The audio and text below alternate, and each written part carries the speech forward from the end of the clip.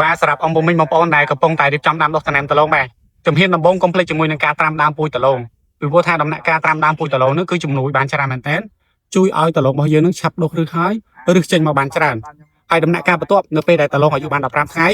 ធ្វើការបាញ់ជាមួយនឹងឈុតបំពន់ជំរុញការលូតលាស់ទៅលើដំណាំដលងជួយបំពន់ទៅដល់ប្រព័ន្ធឫសដងដើមនិងស្លឹកដលងនឹងឲ្យមានការលូតលាស់បានលឿនដងដើមរឹងមាំពណ៌សបល់ស្លឹកដលងនឹងគឺខៀវស្រស់ល្អបាទហើយនៅពេលដែលដលងគ្រប់អាយុ1ខែគឺអាចបាញ់ជាមួយនឹងឈុតបំពន់មើលបានហើយបាញ់នៅពេលហ្នឹងដើម្បីអីគឺដើម្បីឈុតជួយបំពន់ទៅដល់ឫសជួយឲ្យឫសបំលែងទៅជាមើមបានច្រើនគឺមើមគឺចេញមកគឺធំបែបនេះបាទ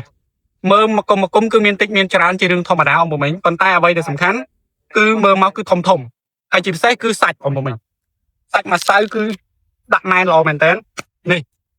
សាច់ម្សៅគឺសឆ្ញេះតែម្ដងបាទកម្រិតម្សៅដែលទីផ្សារត្រូវការលក់បានថ្លៃបាទអញ្ចឹងសម្រាប់អង្គពុំមិញដែលចង់ប្រឹក្សាយោបល់ទៅលើការដាំដុះដំណាំដលងឬចង់ដឹងទៅនឹងការប្រើប្រាស់ឈុតបំពន់ថ្នាំទៅលើដំណាំដលងសូមឆានមកចូលនៅក្នុងពេកឬក៏ខមមកលេខខ្ញុំផ្ទាល់